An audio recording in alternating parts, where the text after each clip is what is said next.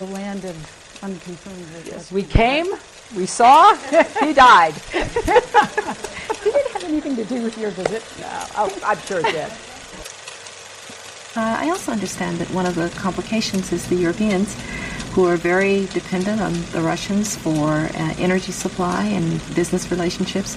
But they also need to recognize that Putin is not stopped now. We could find ourselves in a real conflict with Russia down the road. Well, actually, let me jump in right there. Germany, arguably the strongest power in Europe, at least economically. Right. There's been criticism that Angela Merkel and others haven't been aggressive enough. What do you think of that? Do you think Germany's been as aggressive as they should be? I'm quite an admirer of Chancellor Merkel, and I heard her statement when she was with President Obama in Washington. I thought it was a very good statement.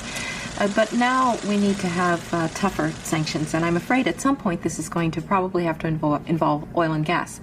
The Russian economy is vulnerable. 80% of Russian exports are in oil, gas, and minerals. People say, well, the Europeans will run out of energy. Well, the Russians will run out of cash before the Europeans run out of energy. And I understand that it's uncomfortable to have an effect on business ties in this way.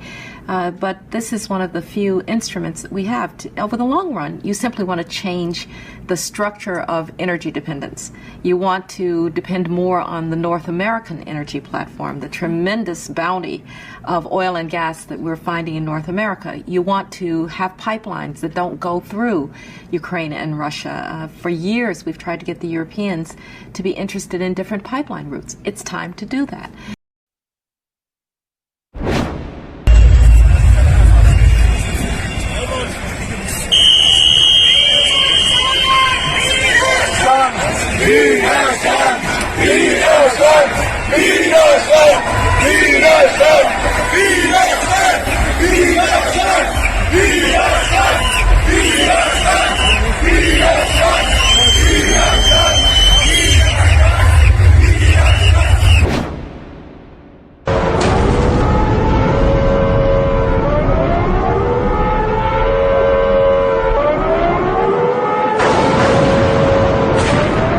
Queste sono le immagini dei bombardamenti della NATO su Belgrado.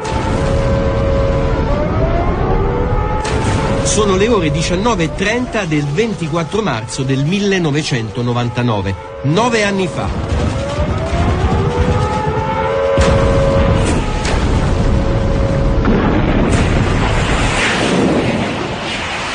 Per vincere la guerra gli aerei della NATO distruggono 82 ponti.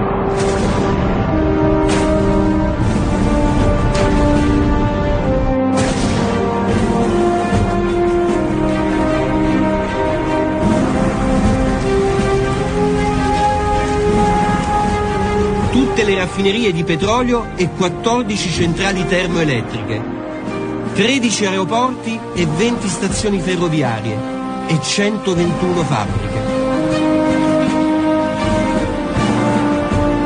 Per vincere la guerra gli aerei della NATO infliggono alla Serbia 100 miliardi di dollari di danni, provocano 2 milioni di disoccupati e uccidono per errore almeno 500 civili e ne feriscono a migliaia.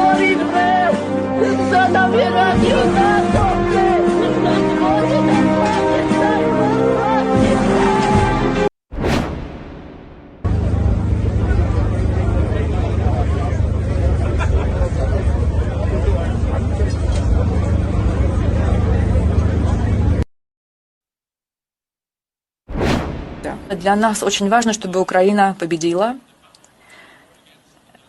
выиграла войну против нападающих российских сил. Потому что если выиграет Путин, то это не только поражение для украинцев, это также поражение, это опасность для всех нас.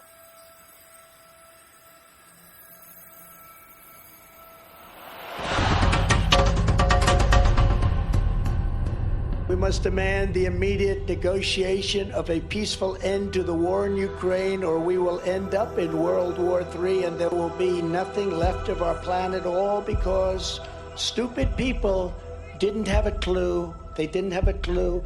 They really don't understand. I rebuilt our military. I rebuilt our nuclear power. They don't understand what they're dealing with, the power of nuclear.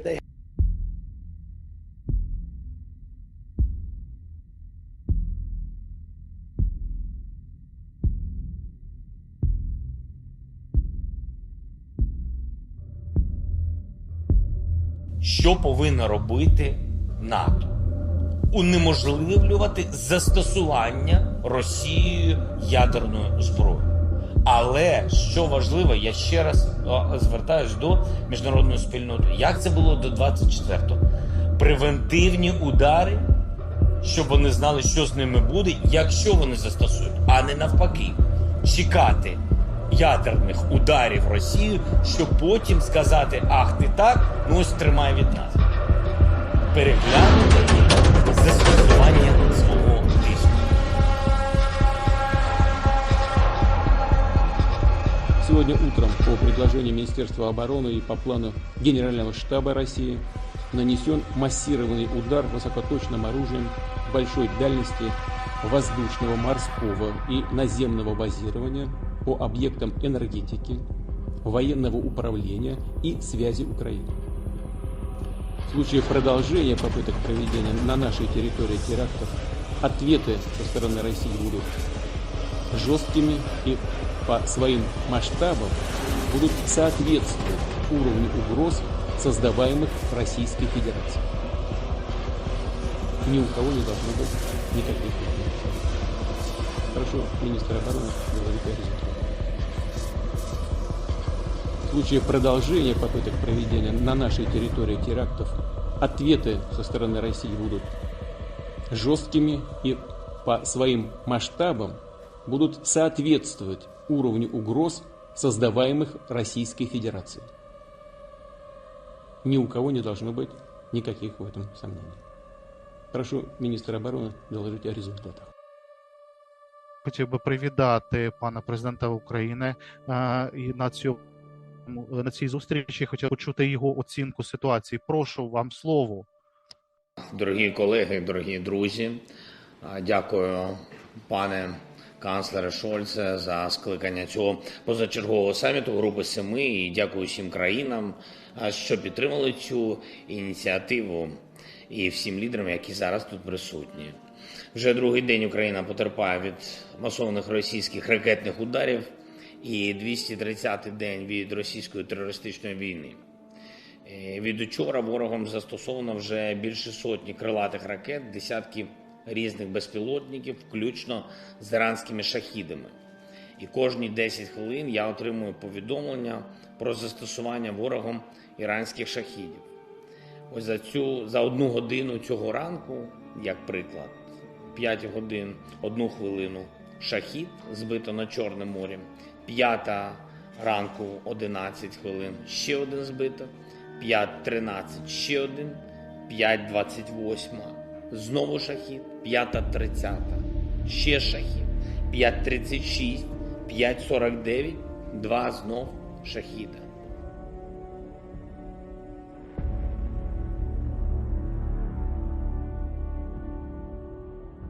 Pas question non plus que nous laissions le conflit en Ukraine se solder par une domination économique américaine et un affaiblissement européen. Nous ne pouvons pas accepter que notre partenaire américain vende son GNL 4 fois le prix auquel il le vend à ses propres industriels. Un affaiblissement économique de l'Europe n'est dans l'intérêt de personne. Un affaiblissement économique de l'Europe n'est pas dans l'intérêt de nos partenaires américains. Nous devons trouver des relations économiques plus équilibrées sur la question énergétique entre nos alliés américains et le continent européen.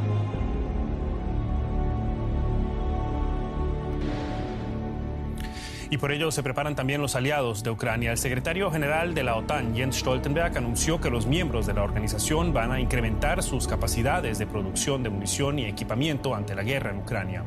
Un día antes del comienzo de la cumbre de la Alianza Atlántica, Stoltenberg señaló que ese tema se encuentra en la agenda de los 2 días de reuniones y que esa iniciativa tiene como fin asegurar una demanda a largo plazo para la industria armamentística y acelerar el envío de ayuda militar a Ucrania. Stoltenberg afirmó además que los ataques del ejército ruso contra Ucrania de los 2 últimos días contra objetivos civiles son una señal de debilidad, así lo dijo de Vladimir Putin. I would say that this conflict began 300 years ago, but we can't do that. As a contemporary observer, it certainly began in November 2013 when the European Union issued an ultimatum, really, to the then elected president of Ukraine, Viktor Yanukovych, that sign an agreement with us, but you can't have one with Russia too. In my mind, that precipitated this crisis. Because why give a country that has been profoundly divided for centuries and certainly in recent decades an ultimatum, an elected president, choose and divide your country further? So when we say today Putin initiated this chaos, this danger of war, this confrontation, the answer is no. That narrative is wrong from the beginning. It was triggered by the European Union's unwise ultimatum. Now, understand what's going on here. When we took in, we, meaning the United States and NATO, all these countries in Eastern Europe into NATO, we agreed with the Russians we would not put forward military installations there. We built some infrastructure, airstrips, there's some barracks, stuff like that. But we didn't station troops that could march toward Russia there. Now what NATO is saying, it is time to do that. Now, Russia already felt encircled by NATO member states on its borders. The Baltics are on its borders. If we move the forces, NATO forces, including American troops, toward Russia's borders, where will we be then? I mean, it's obviously going to militarize the situation and therefore raise the danger of war. And I think it's important to emphasize, though I regret saying this, Russia will not back off. This is existential. Too much has happened. Putin, and it's not just Putin. We seem to think Putin runs the whole of the universe. He has a political class. That political class has opinions. Public support is running overwhelmingly in favor of Russian policy. Putin will compromise at these negotiations, but he will not back off if confronted militarily. He will not. I wanted to ask you.